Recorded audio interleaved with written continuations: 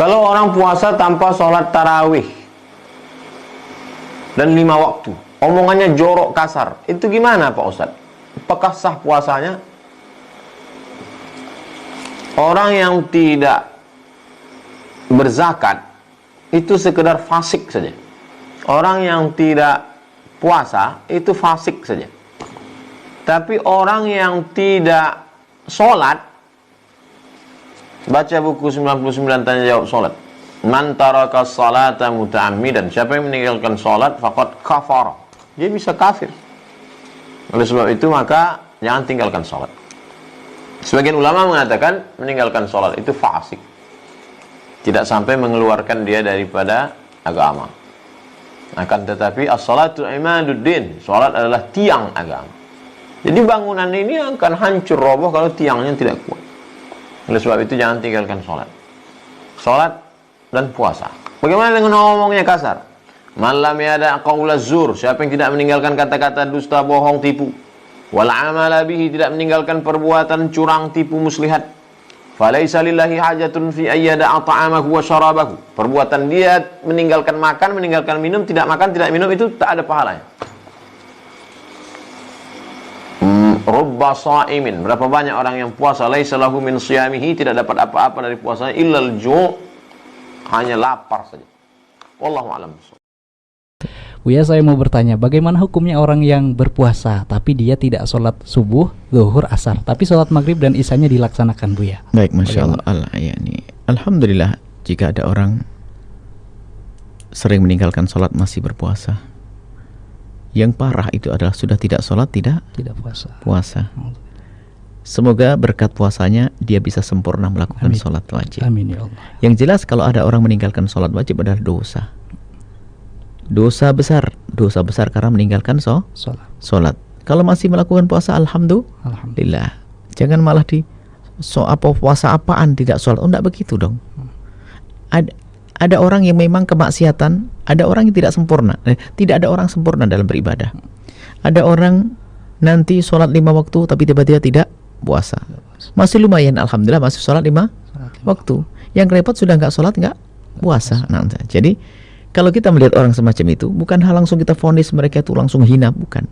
Kita doakan semoga berkat sholat, berkat puasanya, dia sempurna melakukan sholat. Memang satu sholat yang ditinggalkan gede dosanya di hadapan Allah.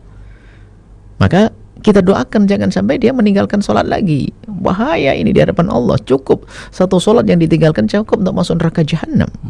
Apakah kita rela saudara kita masuk neraka?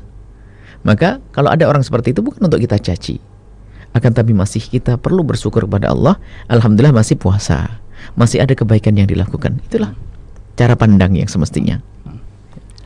Ya baik Buya, mungkin sama halnya dengan orang yang berpuasa tapi tidak menutup aurat, Buya. Sama, orang berpuasa apa tidak menutup aurat, alhamdulillah masih dia berpuasa. Puasa yang sudah na'udzubillah lagi, sudah tidak menutup aurat, tidak puasa.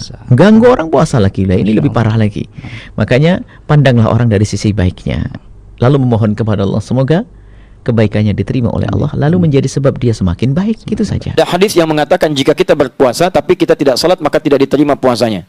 Apakah ketika kewajiban dalam rukun Islam salah satu tidak dilakukan maka ibadah yang lain tidak diterima? Bagaimana status hadis di atas? Baik, itu jelas sekali. Jangankan salat kok, jangankan salat, bukan status salatnya, status puasanya. Jangankan masalah salat, masalah perilaku dinilai. Awas, hati-hati. Nabi pernah menyampaikan satu peringatan keras, hati-hati. Hadisnya bahkan hadis yang sangat luar biasa, mendekati hadis tingkat tinggi derajatnya. Maka siapapun orang-orang yang puasa, yatruku ta'amahu wa syarabahu, meninggalkan makan minumnya, tapi dia mohon maaf tidak terputus dengan qaulaz zur, kata-kata yang kotor, yang jorok, perbuatan yang tercela, fala yahtaju lillahi ila siyamihi, maka Allah tidak butuh pada puasanya. Bahasanya begitu. Kata Allah, saya nggak butuh, ngapain kamu puasa? Saya nggak butuh. Kau puasa aja nggak saya terima, ngapain kau puasa? Ya, jadi kalau masih ada orang puasa senang mencuri, ada orang puasa senang mencela, ya itu kata Nabi, Allah nggak butuh pada puasanya. Yang seperti itu ngapain puasa? Allah nggak butuh pada puasanya. Ini bahasa yang sangat tegas sekali, sarkas, bahasa yang sangat tinggi. Artinya jangan coba-coba menyandingkan puasa dengan maksiat. Anda puasa itu fungsinya menutup maksiat. Awas, puasa fungsinya menutup maksiat. Jadi kalau ada orang puasa masih mengerjakan maksiat, ada yang salah dalam puasanya. Al-Asyam, kitab Asyam, Sahih Al-Bukhari, jilid pertama, paling kanan sebelah bawah. Qala Rasulullah sallallahu alaihi wasallam an Abi Hurairah radhiyallahu ta'ala anhu qala Rasulullah sallallahu alaihi wasallam, hadis riwayat sahabat Abu Hurairah semoga Allah meridai kepada beliau menyampaikan Rasulullah SAW pernah bersabda, lihat kalimatnya, as-siyamu junnatun, puasa yang benar itu akan memberikan perisai dari kemaksiatan. Jadi kalau orang benar puasanya, maka dia punya perisai dari yang buruk, yang kotor, yang tidak baik dibuang. Fala yarfuth, la-nya nahi, larangan. Maka orang puasa tidak boleh mengerjakan yang kotor. Rafath, kata-kata kotor, jorok, tindakan kotor, tidak bagus, itu rafath. Awas, hati-hati. Begitu dikerjakan, tidak ada nilai puasanya. Ini saya kasih tahu ya. Ini bahaya nih. Puasa itu ada yang namanya mubtilat, yang membatalkan langsung. Ada yang mufsidat, yang merusak. Kadang-kadang, orang sangat care dengan yang ini, tapi abai dengan yang ini. Ini paling bahaya. Yang ini membatalkan langsung, makan, minum. Baik, kumur-kumur membatalkan tidak? Tidak, tapi kalau kumur-kumur pakai sirup, batal puasa. Ini ya. Telan misalnya kan, nah ini batal. Jelas, selesai. Yang ini nih yang nggak kadang-kadang nggak disadari, merusak. Gibah, mencela, ini merusak dan mengurangi peluang pahala puasa. Lihat, kalau ini 100%, Anda misalnya makan, ya, ini batal puasa, jelas hilang 100. Yang ini yang bahaya. Misal, gibah, 50% pahala hilang. Mencela, 50% hilang. Menuduh, 50% lagi. Awas hati-hati. Awas hati-hati. Setelah itu misalnya, mohon maaf, berdusta, 25% misal. 50, 100, tambah 75, minus 75. Anda bukan cuma kehilangan puasanya, tapi Anda menghadirkan dosa 75%. Wala yajhal, jangan melakukan tindakan yang bodoh. Yajhal itu bisa maksiat, ya, dari kata jahala, orang berbuat maksiat disebut jahala. Quran surah keempat An-Nisa ayat 17 sampai 18-nya. Innamat taubatu 'ala Allahi lil ladzina ya'maluna su'an bijahalatin. Banyak orang bermaksiat pengen tobat karena mengerjakan perbuatan salah, jahalah. Jahalah itu jenisnya dua. Ya, jenisnya dua. Yang pertama karena tidak tahu. Dia tidak tahu kalau menikmati gosip itu dosa. Tidak tahu, diberitahu, kamu tinggalkan. Itu jahalah. Yang kedua, sudah tahu salah, dikerjakan. Ya, awas hati-hati, es batu ditiupin. Ya, jadi sudah tahu salah, dikerjakan sama dia. Mohon maaf, itu gosip salah. Memang salah tahu, tapi dinikmati. Itu jahalah namanya. Yang kedua, jahalah itu artinya tidak terkait dengan maksiat yang tidak diketahui, tapi perbuatan dosa sih enggak. Cuman menurunkan kehormatan sehingga menyebabkan orang lain berdosa. Misal, Fikri berapa tahun kemarin usianya? 7 tahun. Dia punya sepeda, misalnya sepeda Fikri, sepeda 7 tahun. Tiba-tiba bapaknya, Pak Teddy, pakai sepedanya Fikri.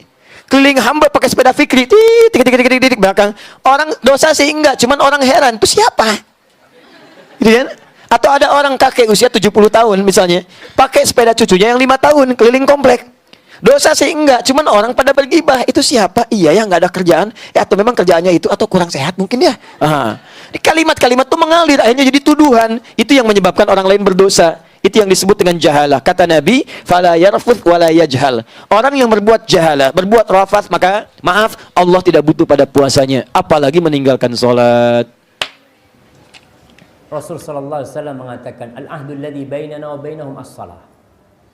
Faman tarakaha faqad kafar. Perbedaan kita sama orang-orang kafir ini di mana? Di salat. Barang siapa meninggalkan salat maka dia telah kafir. Apa kira-kira orang kalau sudah dihukumin kafir akan diterima amalnya, jemaah? Wallahu a'lam. Kalau kita lihat memang ada perbedaan di antara para ulama, apakah yang meninggalkan salat itu dibunuh kafir, dibunuh murtad, atau dibunuh sebagai hukuman buat dia.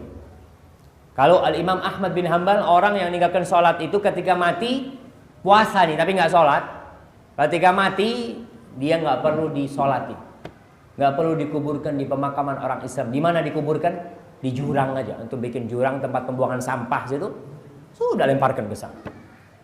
Bagaimana dia selama ini nggak pernah sholat, masa kita suruh nyolatin dia?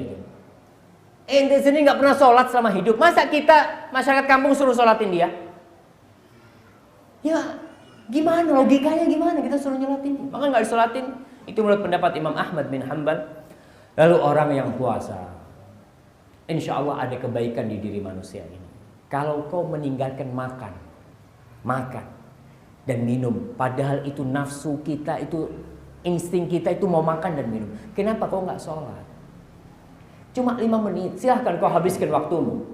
Umpamanya sholat itu 5 waktu kali 5 menit, 25 menit. Kau punya waktu 23 jam, silahkanlah yang lainnya. Tapi sholat. Hati-hati masalah sholat ini jamaah. Jadi kalau ada orang puasa, memang ada orang-orang yang puasa-puasa dengan harapan diampuni dosanya. Rukun Islam yang kedua itu apa? Sholat, bukan puasa.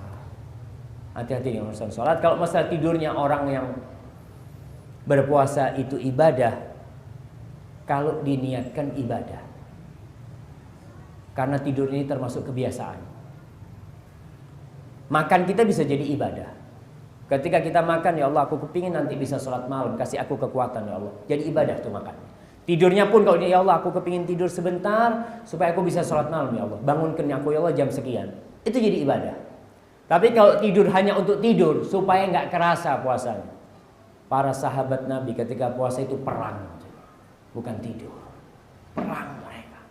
Subhanallah ya. Bagaimana dengan kondisi sekarang, dan kita lihat orang Islam ketika puasa seharusnya semakin giat, semakin semangat. Jadi kalau dikatakan tidurnya orang puasa itu ibadah, kalau diniatkan untuk ibadah. Umpamanya tidur habis subuh, ana mau bangun jam 9 lah, ana mau sholat duha terus mau ngaji sampai zuhur. Jadi ibadah tidurnya. Kalau niatnya untuk ibadah. Wallahu a'lam.